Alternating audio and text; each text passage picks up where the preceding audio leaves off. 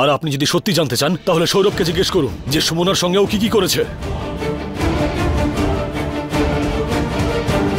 জামাই বাবা, অসভ্যতা আর আমি? এ কিরকম দোষ দিচ্ছেন অংশুমান দাদা?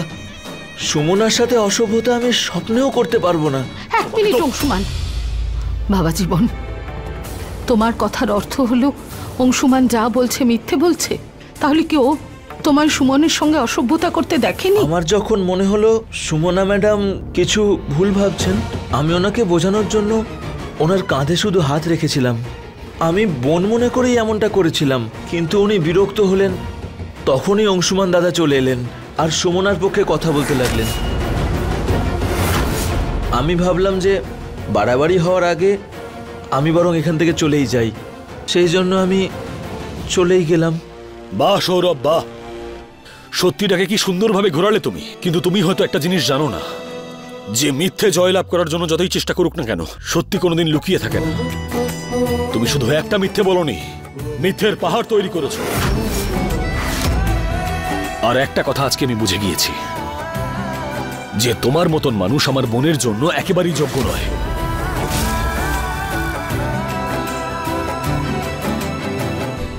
অংশুমান দাদা, ক্ষমা করবেন, বলতে একদমই ভালো লাগছে না, কিন্তু আমার মনে হয় আপনি আপনার বোন নন্দিনীর জন্য ওনার ননদের কথা শুনে আরতি আর আমার সম্পর্কে চিড় ধরাচ্ছেন না তো? আমার মনে হয় যে নন্দিনী আর আরতিকে নিয়ে আপনার মনে আপন পরের ভেদাভেদ তৈরি হয়ে গেছে।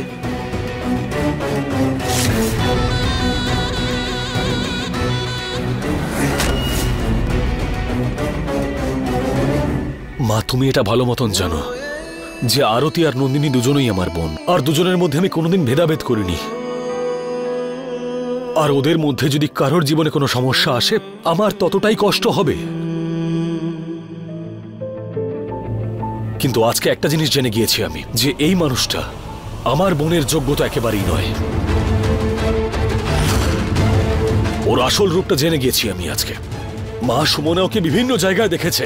সুমনা, মাকে সব সত্যি বলে দাও। হ্যাঁ সুরভি মা, অংশুমান সব সত্যি কথাই বলছেন। সৌরভ জামাইবাবু আমার সঙ্গে যে অন্যায় আচরণ করেছেন সেটা কি নয় এড়িয়ে যাওয়া যায়, কিন্তু আমি যে শুধু ওনাকে খারাপ জায়গাতেই যেতে দেখেছি তা না, ওনাকে একটা মেয়ের সাথে ধাবায় খেতেও দেখেছি, যখন আমি সুলতানগঞ্জ থেকে ফিরছিলাম দাদার সাথে।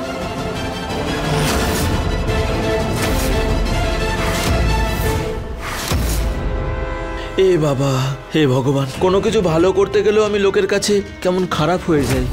এইটুকু একটা ব্যাপার নিয়ে এত বড় নাটক হয়ে গেল। সুমনা ম্যাডাম, আপনি ঠিক দেখেছিলেন, আমি ছিলাম ওখানে একটা মেয়ের সাথে। কিন্তু যদি আপনি ভুল বুঝে থাকেন, আপনি ডাইরেক্ট আমাকে জিজ্ঞাসা করতেন, আমি ওখানেই আপনাকে সবকিছু বলে দিতাম। এবার কোন মিথ্যাটাকে সত্যি বানিয়ে বলছো তুমি? এক মিনিট দাঁড়ান, শুধু সত্যিটাই বলবো। এই দেখুন,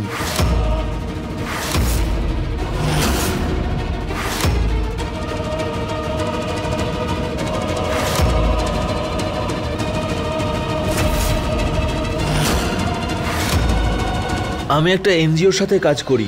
আমি এবং আমাদের এনজিও ওই জায়গাটায়, যেটাকে সুমনা ম্যাডাম খারাপ জায়গা বলছেন, ওখানকার বোনেদের সুরক্ষার জন্য কাজ করি। ব্যাস, এইটুকুই ব্যাপার। আপনাদের সমস্যা থাকলে আমি এনজিওর কাজ ছেড়ে দেব। প্লিজ, এইভাবে আমাদের ভরা সংসারে আগুন লাগাবেন না। আমি হাত জোর করছি সবার সামনে। না জামাই বাবা, না, তোমাকে কারোর সামনে হাত জোর করতে হবে না।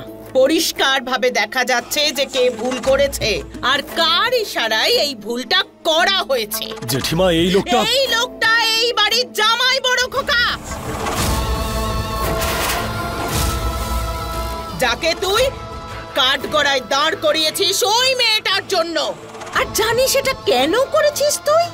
কারণ তুই সবসময় নন্দিনী আর আরতির মধ্যে পার্থক্য করেছিস। জেঠিমা, আমি কোনো কথা শুনতে চাই না বড় খোকা তোর কাছে।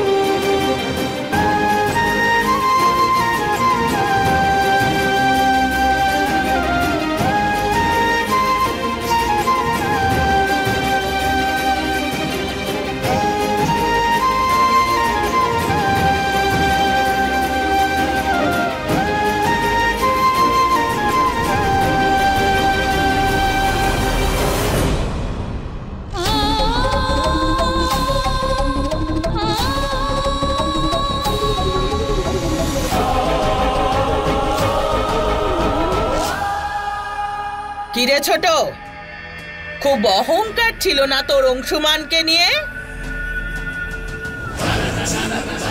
এই রায় বাহাদুর পরিবারের মান সম্মান মর্যাদা প্রতিষ্ঠা আজ সবকিছু তোর হাতে ছোট।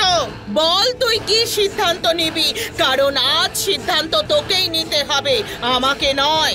আমি তোর সিদ্ধান্ত জানতে চাই ছোট। দিদি, একজন মা যার মেয়ের বিয়ে, সে কি বদলা নেবে, কি সিদ্ধান্ত নেবে? তুমি চাইলে নন্দিনীর বিয়ে ভেঙে ওর আনন্দ কেড়ে নিতে পারো।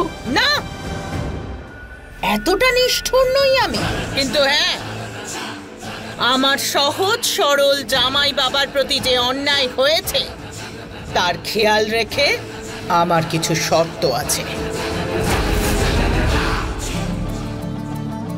জামাই বাবা আজ থেকে এখানে এই বাড়িতেই থাকবে ছেলের মতো।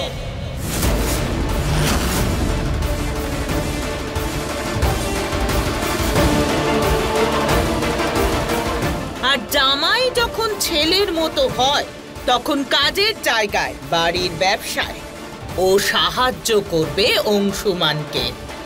মানে আজ থেকে জামাই বাবার ব্যবসায় সমান অধিকার।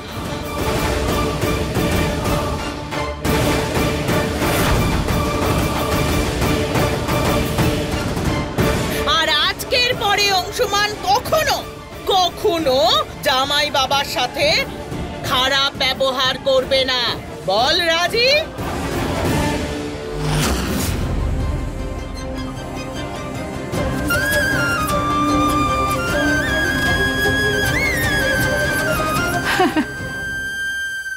আমার কোনো অসুবিধে নেই।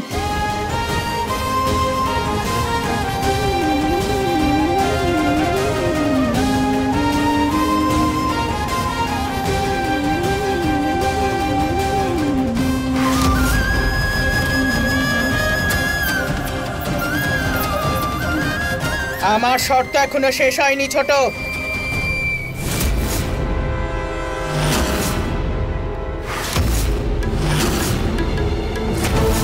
এই সমস্ত ঝামেলা এই মেয়েটার জন্য হয়েছে, কিন্তু তারপরেও এই বিয়েতে আমার কোনো আপত্তি নেই।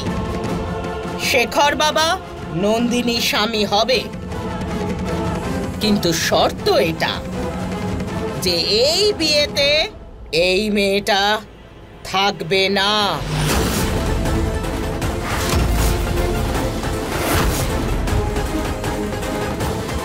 আর শুধু বিয়েতে নয়, এই পরিবারের সঙ্গে এই মেয়েটার কোনো সম্পর্ক থাকবে না।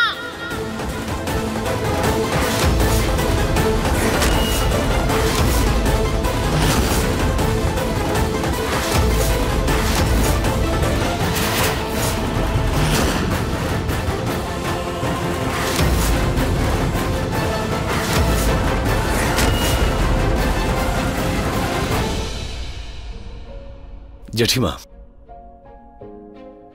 আপনি আমাকে সৌরভের সামনে নিচু করলেন, ওকে আমাদের বিজনেসের পার্টনার করলেন, তাও আমি কিছু বলিনি।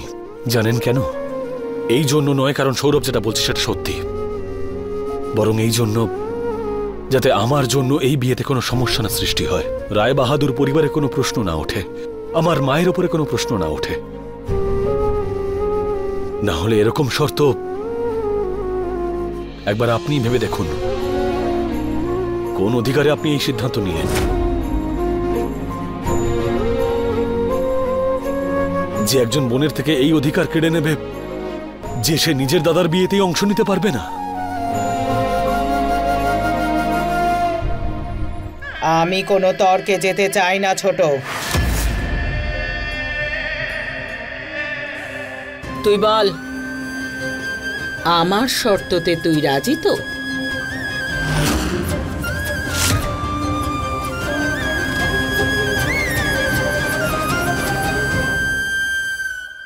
আমি রাজি দিদি।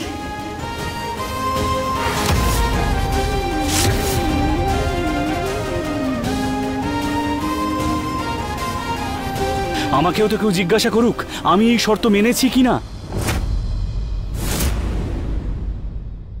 কেউ নন্দিনীকেও তো জিজ্ঞাসা করুক ও এই শর্ত মেনে নিয়েছে কিনা।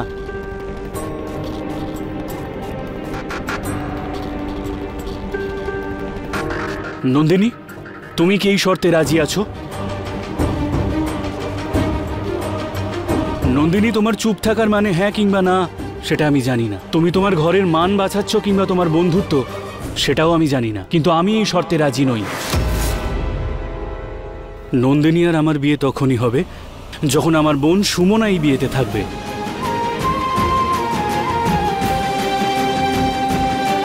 নাও তাহলে হয়ে গেল সিদ্ধান্ত, এই বিয়েটা ভাঙতেই হচ্ছে। আরে যখন বরই রাজি নয় তাহলে বরযাত্রী নিয়ে কে আসবে? এই মণ্ডপে বিয়েটাই বা কে করবে? হ্যাঁ,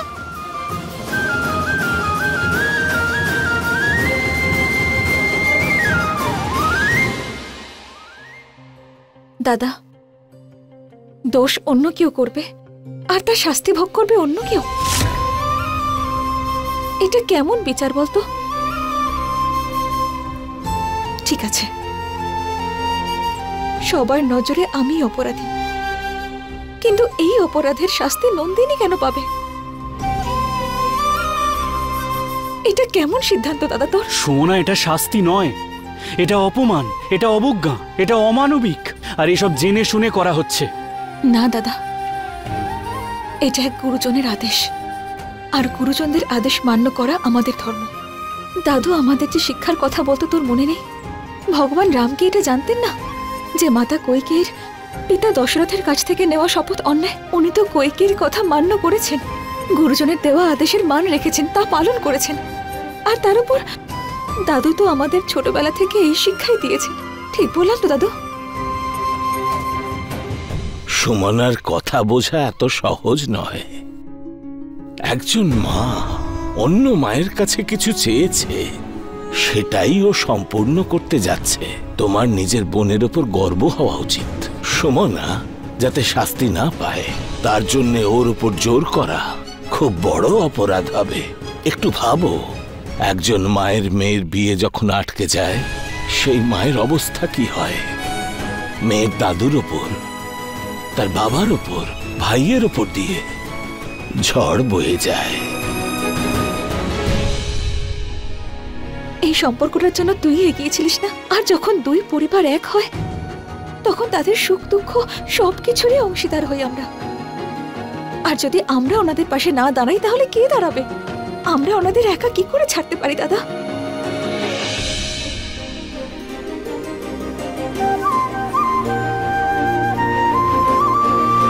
সুরভি মা, আমি জানি যে আপনার কাছে এই সিদ্ধান্ত নেওয়া কতটা কঠিন ছিল, আর আমি এটাও ভালো করে জানি যে আপনি আমার উপর এতটা ভরসা করেন যে আপনি আমাকে জিজ্ঞেস না করেই হ্যাঁ বলে দিয়েছেন।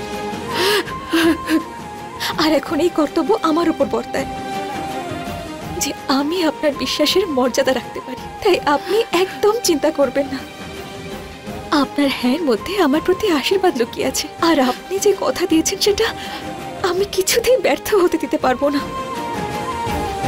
হে শ্রীকৃষ্ণ, এই কোন পরীক্ষায় ফেললে তুমি আমাকে?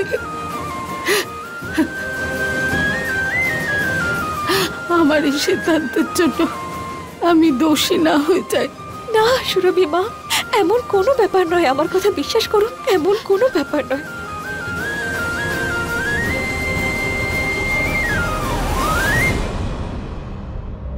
রায় বাহাদুর সাহেব, আপনি একটুও চিন্তা করবেন না, বিবাহ সঠিক লগ্নেই সম্পন্ন হবে।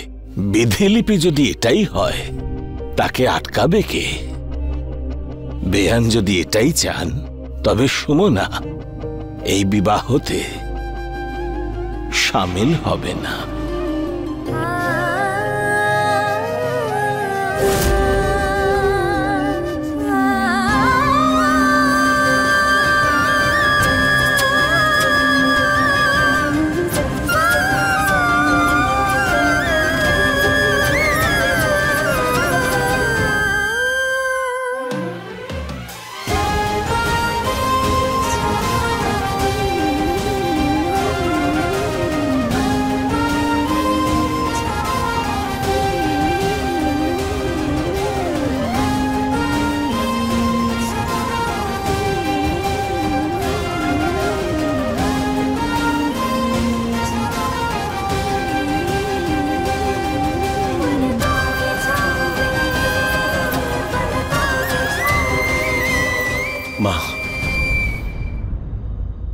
তুমি তো ঈশ্বরে বিশ্বাস করো, তাই না? একবার দেখো, উনি ওখানে দাঁড়িয়ে সব দেখছেন। আর উনি তো বলেছেন, তাই না, সত্যিকে বেশি দিন লুকিয়ে রাখা সম্ভব নয়। সত্যি উদ্ঘাটন অবশ্যই হবে, নিজের মতন করে হবে।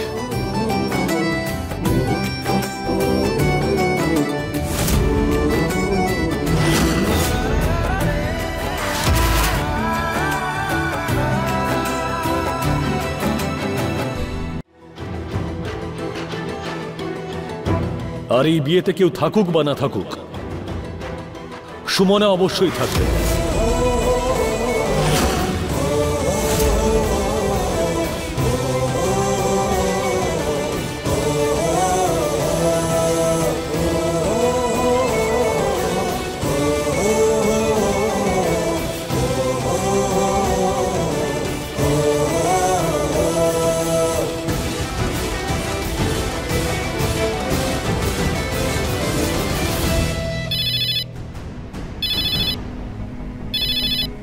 হ্যাঁ নন্দিনী, বল। নন্দন, তুই জানিস আজকে কি হয়েছে? নন্দন বড় মা। নন্দিনী, নন্দিনী সবার আগে কান্নাকাটি বন্ধ কর। তোর কি হয়েছে? আমি সুমনাকেও ফোনে ট্রাই করছি কিন্তু ও ফোন তুলছে না। কি হয়েছে নন্দিনী? তুই আমাকে তো কথা দিয়েছিলিস যে কোনো কথা আমার থেকে লুকাবি না। হ্যাঁ চল বল, কি হয়েছে? What happened? তাড়াতাড়ি বল প্লিজ।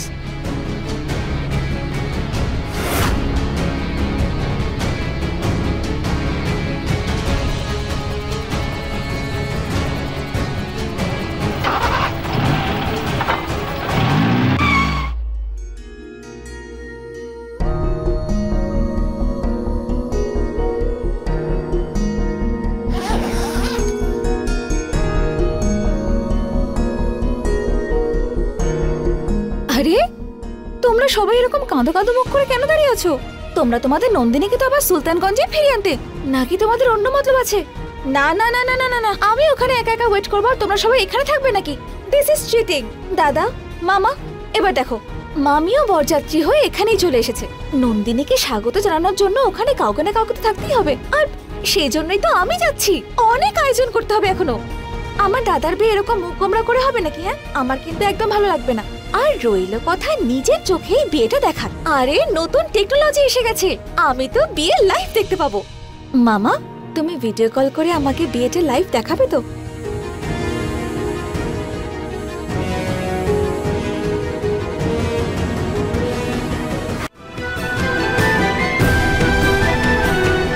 নিজের চোখের জল লুকিয়ে তুই আমাকে বলছিস যে আমি হাসবো?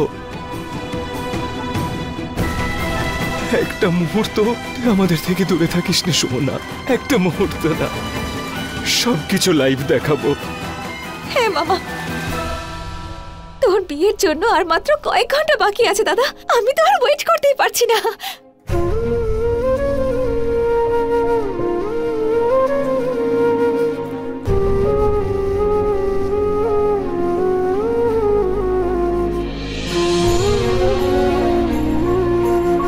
সুমনা কখনো ভুল হতে পারে না। ওর এই সততা একদিন না একদিন ঠিক তাদের ভুল বুঝিয়ে দেবে। তখন দেখো,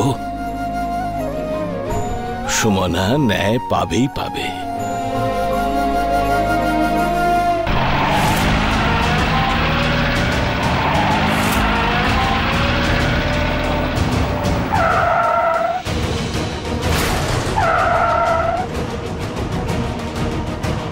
এভাবে কেউ গাড়ি চালায় নাকি? হ্যাঁ,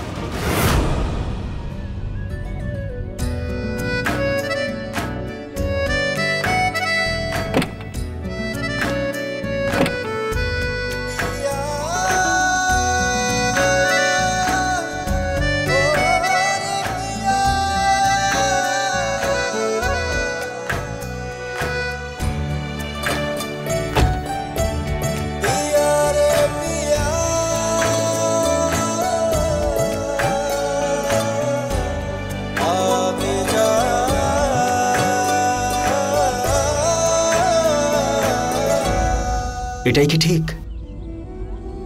তুমি সবকিছু নিজেই সহ্য করে নিলে, আমাকে বলারও প্রয়োজন মনে করলে না। That's great. এরকম করে কি কিছু হয় সুমনা? ভালোবেসেছি, মজা করিনি। আর এই হাইড অ্যান্ড সিক এসব এসব আমার সাথে একদম করবে না, ওকে?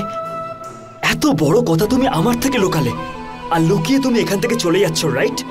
গো, come on, go, I don't care, go. Nandan, এটার মানে হলো নন্দিনী তোমাকে ফোন করে সব কথা জানিয়ে দিয়েছে, তাই না? তাহলে তোমাকে নিশ্চয়ই একথাও জানিয়েছে যে এই সিদ্ধান্ত আর বদলানো যাবে না। So please. নন্দনের কাছে কিছুই অসম্ভব নয়, ওকে? আমি সবকিছু বদলাতে পারি।